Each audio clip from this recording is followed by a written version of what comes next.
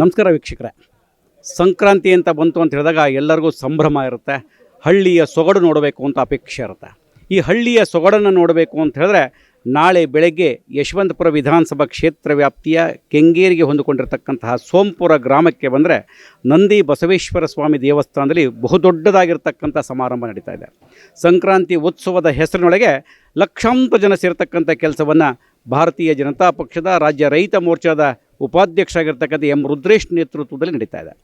ಬಂದಂಥ ಎಲ್ಲ ಭಕ್ತರು ಕೂಡ ಕಡಲೆಕಾಯಿ, ಎಳ್ಳು, ಬೆಲ್ಲದ ಜೊತೆಗೆ ಒಂದು ವಿಶೇಷವಾಗಿರ್ತಕ್ಕಂಥ ಗಿಣ್ಣನ್ನು ಕೊಡುವಂಥ ಕೆಲಸ, ಕಬ್ಬಿನ ಜಲ್ಲೆ ಕೊಡ್ತಕ್ಕಂಥ ಕೆಲಸ, ಪ್ರತಿಯೊಬ್ಬರು ಕೊಡುವಂಥ ಕೆಲಸ 19 ವರ್ಷಗಳಿಂದ ನಿರಂತರವಾಗಿ ನಡ್ಕೊಂಡು ಬಂದಿದೆ. ಈಗಾಗಲೇ ಕಡಲೆಕಾಯಿ ಎಲ್ಲ ಬಂದು ಮೂಟೆ ಬೀಳ್ತಾ ಇದೆ. ಇನ್ನು ಕಬ್ಬು ಬರಲಿಕ್ಕೆ ಆರಂಭವಾಗಿದೆ. ಈ ರೀತಿಯ ಒಂದಷ್ಟು ಉತ್ತಮವಾಗಿರ್ತಕ್ಕಂಥ ಗ್ರಾಮೀಣ ಸೊಗಡನ್ನು ಉಳಿಸುವಂಥ ಕೈಂಕರ್ಯಕ್ಕೆ ಎಂ ರುದ್ರೇಶ್ ಕೈ ಹಾಕಿದ್ದಾರೆ.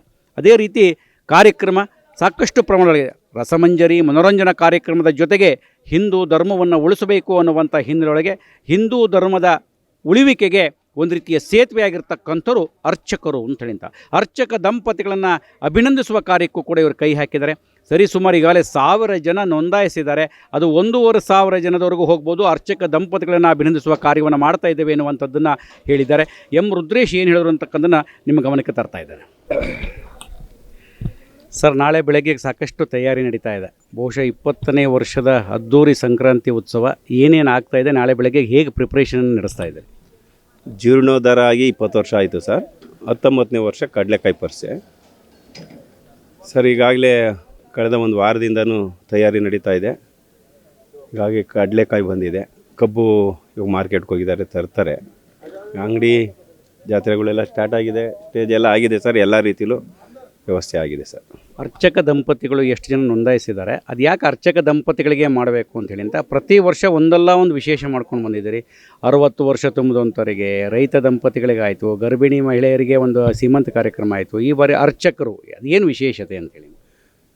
ಸರ್, ಭೂಮಿ ಮೇಲೆ ನಾವು ಉಳಿಬೇಕು ಸರ್. ನಾವು ಉಳಿಬೇಕು ಅಂದರೆ ಅವ್ರು ಇರಬೇಕು ಸರ್. ನಮ್ಮ ಧರ್ಮ ಇರಬೇಕು ಸರ್. ಆ ಧರ್ಮ, ಆ ಪ್ರತಿಬಿಂಬ ಅವರು ಸರ್.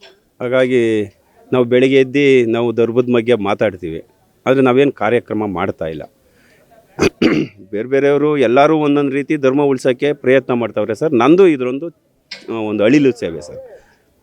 ಯಾವ ಅರ್ಚಕರ ದಂಪತಿಗಳು ಇವತ್ತು ಸಂಬಳನೇ ಇಲ್ದಿರ ಬರೀ ಮಂಗಳಾರತಿ ಕಾಸಲ್ಲಿ ಇವತ್ತು ಜೀವನ ಮಾಡ್ತಾಯಿದ್ದಾರೆ ಸರ್. ಇಡೀ ರಾಜ್ಯದಲ್ಲಿ, ಇಡೀ ದೇಶದಲ್ಲಿ ಅರ್ಚಕರಿಗೆ ಯಾರೂ ಸನ್ಮಾನ ಮಾಡಿಲ್ಲ ಸರ್. ಹಾಗಾಗಿ ನಮಗೇನೋ ಈ ಒಂದು ನಮ್ಮ ಕಮಿಟಿ ಎಲ್ಲ ತೀರ್ಮಾನ ಮಾಡಿದ್ರು, ಇಲ್ಲ ಇದು ಒಳ್ಳೆ ನಮ್ಮ ಧರ್ಮಕ್ಕೂ ನಮಗೂ ಮತ್ತು ನಮ್ಮ ಹಿಂದುತ್ವಕ್ಕೂ ನಮ್ಮ ದೇವ್ರುಗಳಿಗೂ ಪೂಜೆ ಮಾಡೋಂಥ ಪ್ರತಿಬಿಂಬ ಅವರೇನೆ. ಅವ್ರಿಗೆ ಒಂದು ನಾವು ಸನ್ಮಾನ ಮಾಡಿದ್ರೆ ನಮಗೆ ಒಳ್ಳೇದಾಗ್ಬೋದು ಅನ್ನೋ, ನಮ್ಮ ಧರ್ಮಕ್ಕೆ ಒಳ್ಳೇದಾಗ್ಬೋದು, ನಮ್ಮ ಮುಂದಿನ ಪೀಳಿಗೆಗೆ ಇದು ಅನುಕೂಲ ಆಗ್ಬೋದು ಅನ್ನೋ ಒಂದು ಉದ್ದೇಶದಿಂದ ಮಾಡ್ತೀವಿ. ಜನ ಅಂತ ಅಂದಾಜು ಮಾಡಿದ್ದೀವಿ ಸರ್? ನಾವು ಈಗಾಗಲೇ 1000 ಜನದ ಮೇಲಾಗಿದ್ದಾರೆ ಸರ್, ಅಂದರೆ ದಂಪತಿಗಳು. ಹಾಗಾಗಿದೆ. ಇನ್ನೂ ಎಷ್ಟಾಗ್ತದೆ ಅನ್ನೋದು ಗೊತ್ತಿಲ್ಲ. ಈಗ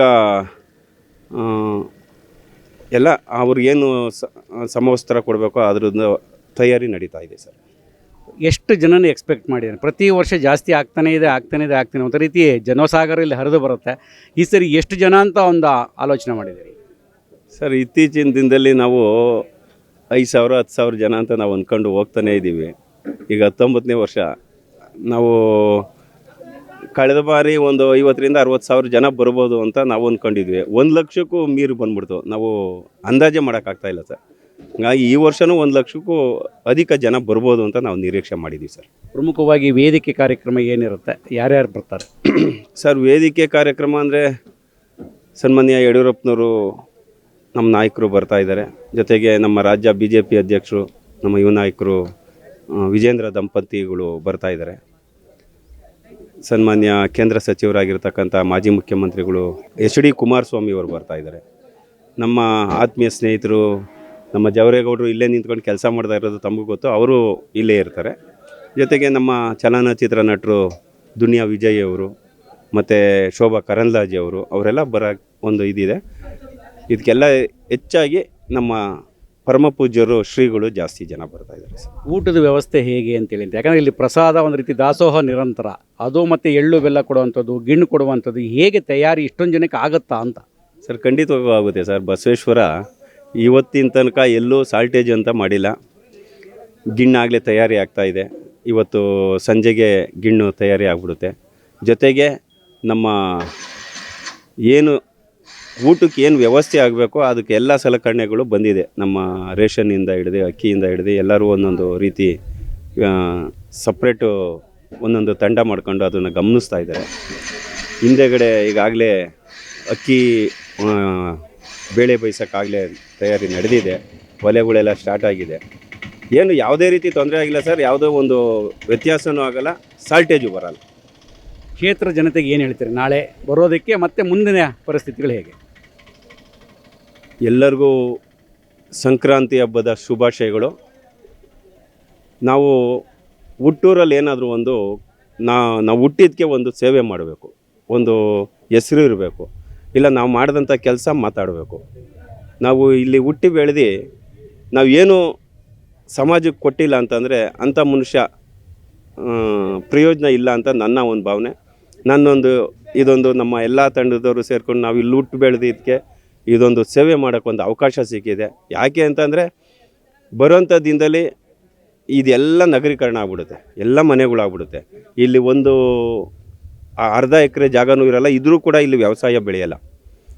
ಈ ನಮ್ಮ ಬರೋಂಥ ಮಕ್ಕಳುಗಳು ಭತ್ತ ಎಲ್ಲಿಂದ ಬರ್ತದೆ ಅಂತ ಕಂಪ್ಯೂಟ್ರಲ್ಲಿ ಗೂಗಲ್ನಲ್ಲಿ ನೋಡ್ತಾರೆ. ಆ ಒಂದು ಇದು ಬರಬಾರ್ದು. ಅಟ್ಲೀಸ್ಟ್ ಇಲ್ಲಿಗೆ ಬಂದಾಗ ಹಳ್ಳಿ ಈ ಥರ ಇತ್ತ, ನಮ್ಮ ತಂದೆಯವರು ತಾತಂದಿರು ಅವ್ರ ಕಾಲದಲ್ಲಿ ಈ ಥರ ನಡೀತಾ ಇತ್ತ ಅನ್ನೋ ಒಂದು ಅವ್ರಿಗೆ ಮನವರಿಕೆ ಮಾಡಿಕೊಡೋಕ್ಕೆ ಒಂದು ಅನುಕೂಲ ಆಗಿದೆ. ಇದೊಂದು ವೇದಿಕೆ ಆಗಿದೆ. ಇಲ್ಲಿ ನಾವೇನು 21 ಹಳ್ಳಿ ನಾವು ಜಾತ್ರೆ ಮಾಡ್ತಿದ್ವಿ, ನಾವು ಕೊಂಡ ಹಾಯಿಸ್ತಿದ್ವಿ, ಊರ ಹಬ್ಬಗಳು ಮಾಡ್ತಿದ್ವಿ ನಾವೆಲ್ಲ ಸೇರಿ. ಆದರೂ ನಾವು ಮರುಕಳಿಸಿ ನಾವು ಈ ಥರ ಮಾಡ್ತಾ ಇರೋದು ನಮಗೂ ಒಂದು ಸಂತೋಷ ಆಗ್ತಾಯಿದೆ, ಖುಷಿ ಆಗ್ತಾಯಿದೆ. ಜಾತ್ರೆ ಕೊಂಡದ ಪಡ್ಕ ಅದು ಊರ ಜಾತ್ರೆಗಳು ನಡೆಯುತ್ತೆ. ಅದ್ರ ಜೊತೆಗೆ ಇದು ನಾವು ಒಂದು ಕಡಲೆಕಾಯಿ ಪರಿಚಯ ಮಾಡ್ತಾ ಇರೋದು ಒಂದು ಹೆಸರಾಗಿದೆ, ಒಳ್ಳೆಯದಾಗ್ತದೆ. ಜನರಿಗೆ ನಮ್ಮ ಧರ್ಮ ಉಳಿಬೇಕು. ಮೊದಲಿಗೆ ನಮ್ಮ ಧರ್ಮ ಉಳಿಬೇಕು. ನಮ್ಮ ಧರ್ಮ ಉಳಿದ್ರೆ ನಾವೇ ಇಲ್ಲ ಅಂದ್ರೂ ಧರ್ಮ ಇಲ್ಲ, ಧರ್ಮ ಇಲ್ಲ ಅಂದ್ರೂ ನಾವಿಲ್ಲ. ಹಂಗಾಗಿ ಇವತ್ತೆಲ್ಲ ನಾವು ಹೊರಗಡೆ ನೋಡ್ತಾ ಇದ್ದರೆ ನಮ್ಮ ಮಕ್ಕಳನ್ನ ನಾವೇ ದಾರಿ ತಪ್ಪಿಸ್ತಾ ಇದ್ದೀವಿ. ಯಾವುದು ದೇವಸ್ಥಾನಗಳು ಕರ್ಕೊಂಡು ಹೋಗಲ್ಲ, ಪಿಕ್ಚರ್ಗಾದರೆ ಕರ್ಕೊಂಡು ಹೋಗ್ತಾರೆ, ಬೇರೆ ದೇಶಗಳು ಕರ್ಕೊಂಡು ಹೋಗ್ತಾರೆ, ಬೇರೆ ದೇಶದ ಒಂದು ಕಲ್ಚರ್ ಕಲ್ಸೋಕೆ ಹೋಗ್ತಾವ್ರೆ. ಫಸ್ಟು ನಾವು ಹುಟ್ಟು ಬೆಳೆದಂಥ ಪರಿಸರ, ನಮ್ಮ ಕಲ್ಚರು, ನಮ್ಮ ತನ, ನಮ್ಮ ಧರ್ಮ, ನಮ್ಮ ಎಲ್ಲ ಪರಿಸರ ಚೆನ್ನಾಗಿರಲಿ ಅನ್ನೋ ಒಂದು ಉದ್ದೇಶಕ್ಕೆ ನಾವು ಮಾಡ್ತಾಯಿದ್ದೀವಿ. ಹಾಗಾಗಿ ಎಲ್ಲರೂ ಕೈ ಜೋಡಿಸ್ಬೇಕು. ದಯಮಾಡಿ ಎಲ್ಲರೂ ಕೈ ಜೋಡಿಸಿ ನಮ್ಮ ಧರ್ಮ ಉಳಿಸೋಕ್ಕೆ ನಾವೆಲ್ಲರ ಜೊತೇಲಿರೋಣ. ಇಲ್ಲಾಂದರೆ ಮುಂದಿನ ದಿನದಲ್ಲಿ ನಾವು ಯಾವ ಈಶ್ವರನೂ ಇರಲ್ಲ, ಯಾವ ಬಸವಣ್ಣನೂ ಇರಲ್ಲ, ಯಾವ ವೆಂಕಟೇಶ್ವರನೂ ಇರಲ್ಲ, ಯಾವ ಮಾರಮ್ಮನೂ ಇರಲ್ಲ, ನಾವು ಮರಿ ಹೊಡೆಯೋಕ್ಕೆ ದೇವರು ಇರಲ್ಲ, ಕಾಯಿ ಹೊಡೆಯೋಕ್ಕೆ ಯಾವ ಪರಮಾತ್ಮನೂ ಇರಲ್ಲ. ಆ ಒಂದು ಅವಕಾಶ ಆಗೋದು ಬೇಡ. ನಾವೆಲ್ಲ ಈಗಿಂದನೇ ಎಚ್ಚೆತ್ಕೊಂಡು ಇಂಥ ಒಂದು ಸಣ್ಣ ಹಳ್ಳಿಗಳಲ್ಲೂ ಈ ಒಂದು ಕಾರ್ಯಕ್ರಮ ಮಾಡ್ತಾಯಿದ್ರೆ ನಮ್ಮ ಹಿಂದೂಗಳು ಉಳ್ಕೊಂತೀವಿ, ಇಲ್ಲಾಂದರೆ ನಾವೇ ಮರೆ ಆಗ್ಬಿಡ್ತೀವಿ.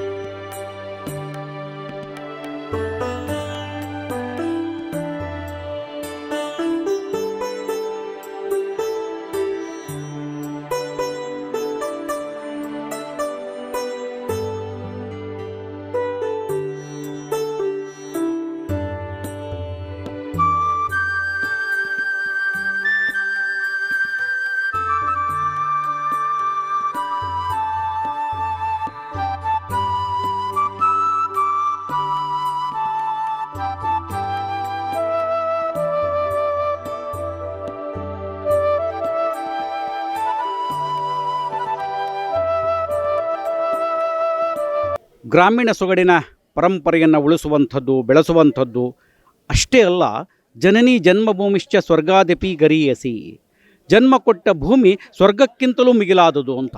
ಆ ಹಿನ್ನೆಲೆಯೊಳಗೆ ಜನ್ಮ ಕೊಟ್ಟಂತಹ ಊರು ಸೋಂಪುರ ಗ್ರಾಮದಲ್ಲಿ ನಾವು ಜನಿಸಿದ್ದೇವೆ, ಅದನ್ನು ಉಳಿಸಬೇಕು, ಬೆಳೆಸಬೇಕು, ಗ್ರಾಮಕ್ಕೇನಾದರೂ ಕೊಡುಗೆಯನ್ನು ಕೊಡಬೇಕು ಅನ್ನುವ ಹಿನ್ನೆಲೆಯೊಳಗೆ ರುದ್ರೇಶ್ ಮತ್ತು ಅವರ ತಂಡ ಅತ್ಯುತ್ತಮವಾಗಿರ್ತಕ್ಕಂಥ ಕೆಲಸವನ್ನು ಮಾಡ್ಕೊಂಡು ಬರ್ತಾ ಇದೆ. ಗ್ರಾಮೀಣ ಪ್ರದೇಶದ ಸೊಗಡನ್ನು ಎಲ್ಲರೂ ತಲುಪಿಸುವ ಜೊತೆಗೆ ಇಲ್ಲಿಯ ಒಂದಷ್ಟು ಊರ ಹಬ್ಬವನ್ನು ಕೊಂಡ ಹಾಯುವುದನ್ನು ನಿರಂತರವಾಗಿ ನಡ್ಕೊಂಡು ಬರ್ತಾ ಇದ್ದರೆ ಈ ಮಕರ ಸಂಕ್ರಾಂತಿಯನ್ನು ವಿಶೇಷವಾಗಿ ಆಚರಿಸುವಂಥ ಕೆಲಸಕ್ಕೆ ಕೈ ಹಾಕಿರ್ತಕ್ಕಂಥದ್ದು. ಇಲ್ಲಿ ಬಂದರೆ ಜಾತ್ರೆ ಅಂದರೆ ಹೇಗಿರುತ್ತೆ, ಹಳ್ಳಿಯ ಸೊಗಡು ಅಂದರೆ ಹೇಗಿರುತ್ತೆ, ಹಸು ಹೇಗಿರುತ್ತೆ, ರಾಸು ಹೇಗಿರುತ್ತೆ, ಕಿಚ್ಚು ಹಾಯೋದು ಹೇಗಿರುತ್ತೆ, ಸಂಕ್ರಾಂತಿ ಹೇಗಿರುತ್ತೆ ಅನ್ನುವಂಥ ನೋಡಲಿಕ್ಕೆ ಅವಕಾಶ ಆಗುತ್ತೆ. ಅವರೇ ಮನವಿ ಮಾಡಿದ್ದಾರೆ, ಎಲ್ಲರೂ ಬನ್ನಿ ಈ ಹಬ್ಬವನ್ನು ಯಶಸ್ವಿಗೊಳಿಸಿ ಅಂತೇಳಿ ಅಂತ. ಮತ್ತೆ ವಿಶೇಷ ಸುದ್ದಿ, ವಿಶೇಷ ಮಾಹಿತಿಯನ್ನು ಹೊತ್ತು ಬರ್ತಾನೆ. ಇವತ್ತಿನ ಈ ವಿಶೇಷ ಸುದ್ದಿಯನ್ನು ಕ್ಯಾಮ್ರಾಮನ್ ಪ್ರವೀಣ್ ಕುಮಾರ್ ಜೊತೆ ಸುಧೀಂದ್ರ ಕುಮಾರ್ ನಿಮಗೆ ನೀಡ್ತಾ ಇದ್ದೇನೆ.